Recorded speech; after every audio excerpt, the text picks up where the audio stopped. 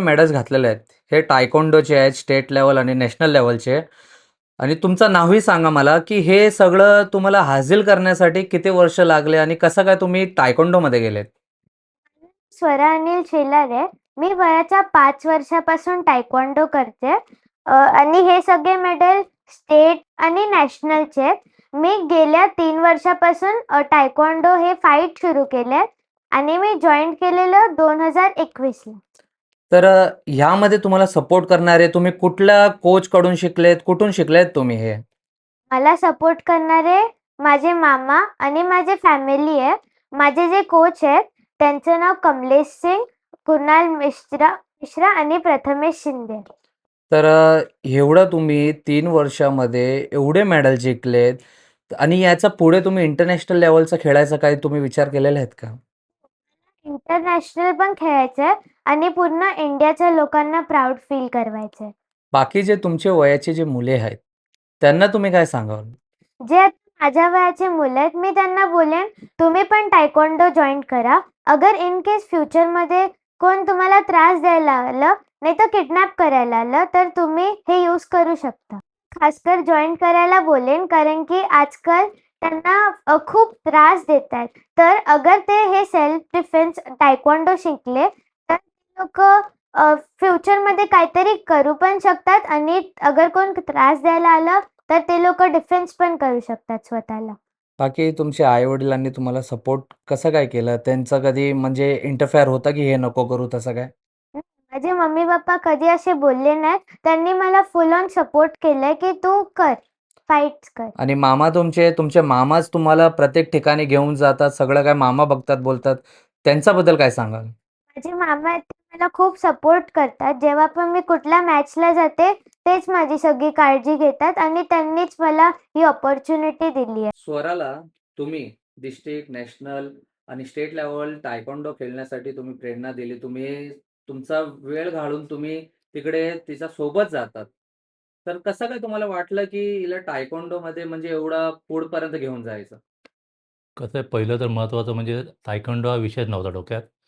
मी तिला एका दुसऱ्या क्लाससाठी म्हणून म्हणजे लहान होती, लहान मुलांना कुठेतरी गुंतवायचं म्हणून मी तिला डान्स क्लास शोधत होतो. पण डान्स क्लास मला ते जमलं नाही. माझ्या एका मित्राचं ऑफिस होतं, त्याच्यासमोर यांचा तायक्वांडो क्लास चालायचा. मी सहज जाऊन तिथं बसायचो. बसता-बसता मी हिला विचारलं, "तू करशील का?" आम्ही 2 दिवस तिला ट्रायलसाठी पाठवलं. मग तिने पण ते मनात घेतलं आणि मग तिथून मी पण तिला पूर्ण सपोर्ट करायला लागलो. की चल तायक्वांडो बाकी सगळ्यापेक्षा तायक्वांडो हे तुझ्या स्वतःसाठी पण चांगलं आहे. तुझ्या हेल्थसाठी चांगलं आहे. तुझा फोकस वाढू शकतो. तुझ्या सेल्फ डिफेन्सची स्वतःचं करू शकते. स्वतःचं रक्षण करू शकते. कधी काही प्रॉब्लेम झाला तरी स्वतः खंबीरपणे उभी राहू शकते. तर आता जे आहेत, बाकी लोकं जे आहेत, घरात कोणी आई-वडील असलं, मामा असले, कोणी असलं, ते एवढं सपोर्ट करत नाही. तर बाकी तुम्ही त्यांना काय म्हणाल, की आपल्या पोरांना कसं काय सपोर्ट करावा? कसं आहे आता धावपळीच्या आयुष्यामध्ये प्रत्येकाला टाईम नसतो. पण कमीत कमी आपल्या मुलांसाठी, त्यांच्या पुढच्या भविष्यासाठी थोडाफार टाईम काढणं गरजेचं आहे. आणि सेल्फ डिफेन्स हा आत्ताच्या घडीला मुलींसाठी खूप महत्त्वाचा आहे. बाकी काही नसेल, मोबाईल सोडा, बाकीचे गेम सोड, खेळू द्या. कुठलाही एक गेम राहू द्या. सेल्फ डिफेन्स असं नाही, कुठलाही एक गेम राहू द्या. पण मुलांनी, प्रत्येक पालकांनी आपल्या मुलांना कुठल्या ना कुठल्या खेळामध्ये सपोर्ट केला पाहिजे. तुम्ही काय सांगाल आणि तुम्हाला कसं काय वाटलं, की माझ्या मुलीला मी ते तायक्वांडोमध्ये जाऊ आणि ते खेळू द्या पुढे? माझं नाव श्रद्धा अनिल शेलार. मी माझ्या मुलीसाठी गेल्या 5 वर्षापासून तिला टायक्वांडो अशा या खेळामध्ये तिला उतरवलं आहे.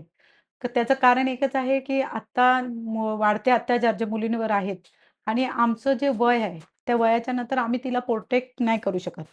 तर त्याकरता आत्ता आम्हाला असं विचार होता, की आमचं वय झालं तरी हिने स्वतःचं संरक्षण स्वतः करता आलं पाहिजे. रात्री अपरात्री ती आली, तरी तिला आमची गरज भासता कामा नये.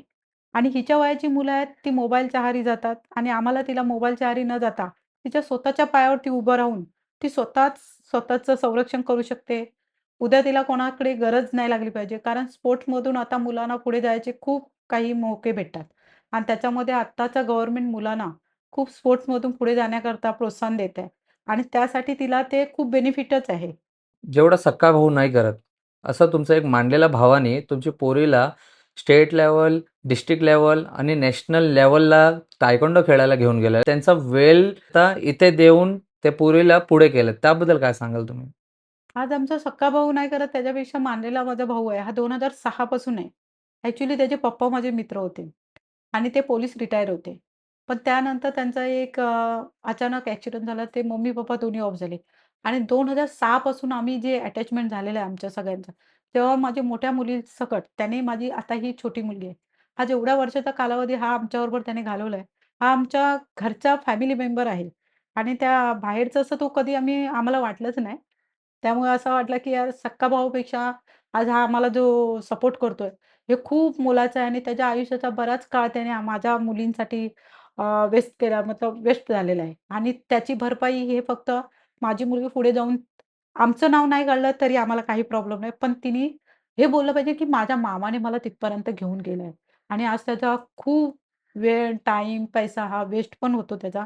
ही भरपाई करणं माझ्यात पॉसिबल नाहीये. पण एक आहे, की भविष्यात ही त्याचं नाव घेईल किंवा पुढे जाऊन त्याला आधार किंवा काही जे असेल ते तिने केलं तरी त्याच्यासाठी आमचं कधी ऑब्जेक्शन येणार नाही.